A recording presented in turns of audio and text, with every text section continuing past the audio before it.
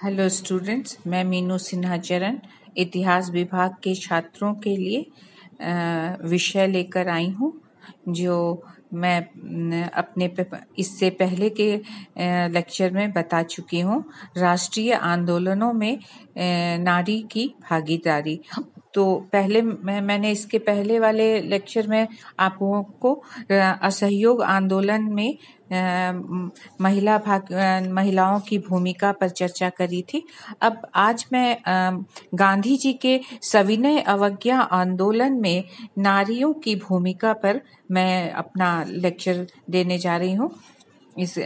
आज का विषय मैं शुरू करने से पहले बता दे रही हूँ कि अंग्रेजी शासन काल में जब सरकार के द्वारा पारित नमक कानून के विरोध में गांधी जी ने 1930 में एक नया आंदोलन चलाया था जिसको सविनय अवज्ञा आंदोलन के नाम से जाना जाता है। इस आंदोलन में महिलाओं की भागीदारी का एक नवीन चरण प्रारंभ हुआ। इस आंदोलन में भी महिलाओं ने भारी संख्या में भाग लिया था।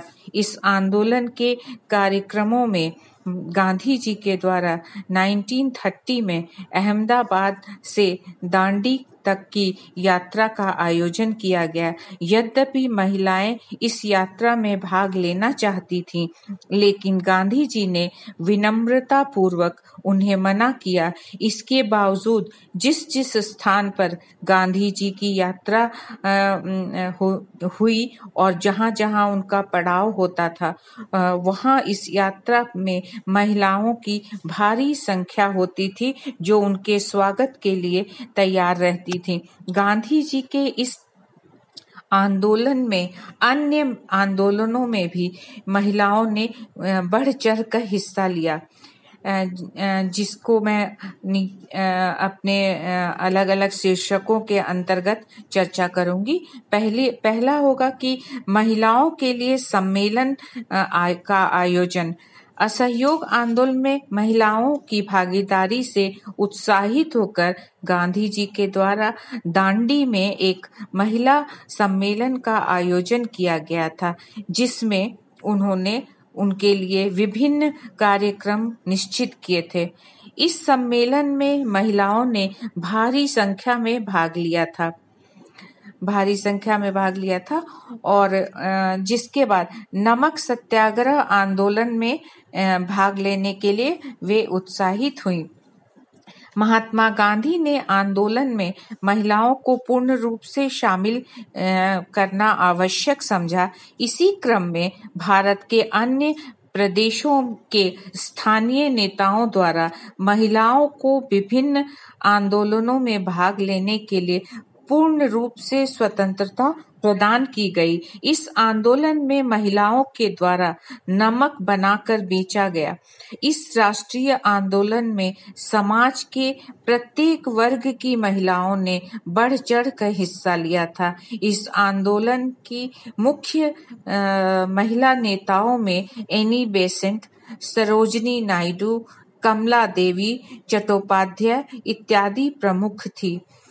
किसान महिलाओं की भी भूमिका महत्वपूर्ण रही। कांग्रेसी नेताओं के द्वारा अपनी गतिविधियों का केंद्र बिंदु ग्रामीण किसान महिलाओं को भी उन्होंने बनाकर रखा। इन किसान महिलाओं का नेतृत्व श्रीमती कमला देवी चट्टोपाध्याय ने किया था। गांधी जी ने अपने भाषणों में महिलाओं का कार्य क्षेत्र शहर के स्थान पर गांव को बनाया। साथ ही मध्यम वर्गीय लोगों से भारतीय जीवन अपनाने पर विशेष रूप से बल दिया। महिलाओं के द्वारा ग्रामों में व्याप्त सामाजिक बुराइयों को दूर करने के लिए भरपूर प्रयास किए गए। इतना ही नहीं, कर तथा राजस्व का भी विरोध करने के क्रम में महिलाओं का साथ लिया गया। ब्रिटिश शासन काल के कर, टैक्स और राजस्व के नियमों, रेवेन्यू के नियमों का विरोध खुलकर किया गया और सविनय अवज्ञा आंदोलन के प्रमुख बिंदु यही थे। जिसके अनुसार घरों के सामान, उपकरण तथा कई बार जमीन तक सरकार द्वारा हड़प ली जाती थी, जिसके बाद उसकी नीलामी कर दी जाती थी। महिलाओं के द्वारा इस नीलामी का विरोध किया गया। इसके साथ ही यह भी नियम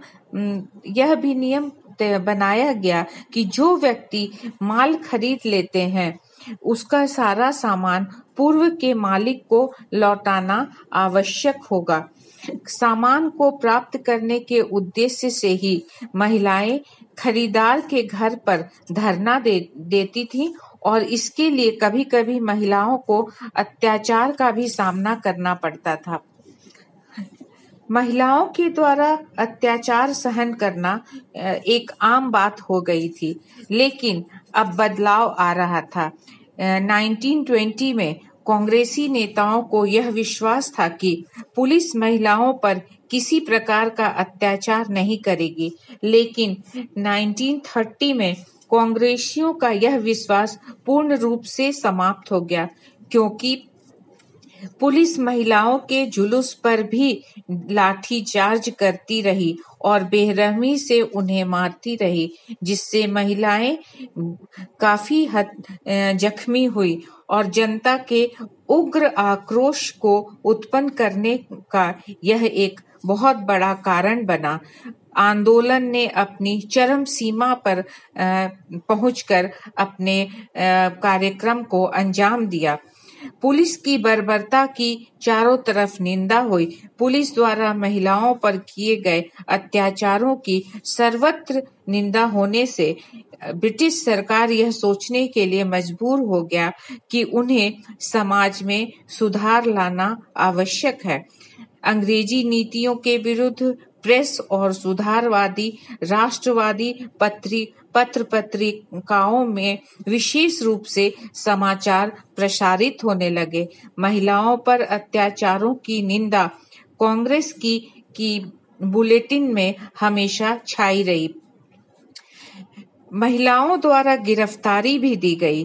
पुलिस के द्वारा किए गए अत्याचार पर अखिल भारतीय महिला कांग्रेस ने भी एक विशेष रिपोर्ट लाहौर सत्र में प्रस्तुत किया। 1932-33 के बीच महिलाओं ने उत्साह के साथ गिरफ्तारी दी। अकेले मुंबई में 400 महिलाओं ने अपनी गिरफ्तारी दी। महिलाओं के द्वारा राष्ट्रीय आंदोलनों में भागीदारी को विशेष महत्व दिया गया और इस महत्व को देने में एनी बेसेंट जैसी महिलाओं का बहुत बड़ा हाथ रहा है। एनी बेसेंट ने महिलाओं को त्यागमयी नारी बताया। श्रीमती नायडू ने महिलाओं को त्यागमयी भारतीय माँ कहा, जबकि अन्य जगहों पर महिलाओं को महान भारतीय नस्ल तथा शक्तिशाली मुस्लिम रेस भी कहा गया। उक्त विवरण से यह पता चलता है कि महिलाएं कितनी सक्रिय थीं। महिलाओं को श्रीमती कमला देवी चट्टोपाध्याय के द्वारा आत्मत्यागी खेतिहर महिला भी कहा गया था। इस प्रकार हम देखते हैं कि भारतीय महिलाओं का एक बहुत बड़ा सहयोग सविनय अवज्ञा आंदोलन में भी रहा था। भारतीय राष्ट्रीय आंदोलनों में समय समय पर उनकी भूमिका बहुत ही महत्वपूर्ण रही। 1925 से 1930 के बीच की अवधि में जो महिला संगठन बनाए गए उसमें देश सेविका संघ, नारी सत्याग्रह समिति, महिला राष्ट्रीय संघ, लेडीज पिकेटिंग बोर्ड, स्त्री स्वराज संघ आदि प्रमुख हैं। इन संगठनों के माध्यम से राष्ट्रीय आंदोलनों में महिलाओं की भूमिका को मुख्य रूप से देखा जा सकता है। महिलाओं ने इस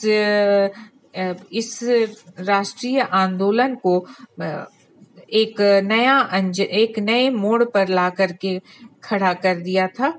सुप्रसिद्ध महिला नेता लतिका ने महिलाओं को संदेश दिया कि हमारा देश गरीब है, लेकिन हम हमेशा गरीब नहीं रहेंगे। यहाँ की कला, हस्तकला समस्त विश्व में प्रसिद्ध है। इस बीच महिलाएं घर में बंदी रहकर और अपने देश की गरीबी को और अधिक आंखें मूंद कर नहीं देख सकती हैं। इसलिए हमें आगे बढ़ना चाहिए और हमें अपने देश के लिए कुछ न कुछ करना चाहिए। दुर्गा की शक्ति की तरह प्रकट होकर हमें भारत की नारी को शक्ति देना है। उन राजपूत रानियों की कहानी को याद रखना है जिन्होंने अपने पतियों को युद्ध के मैदान में भेजा और स्वयं अपने जौहर की तैयारी करके रखती थी। उन पुरानी वीर नारियों की तरह सभी स्त्रियों को अपने भीतर एक शक्ति बनानी है और एक चिंगारी को पैदा करना है।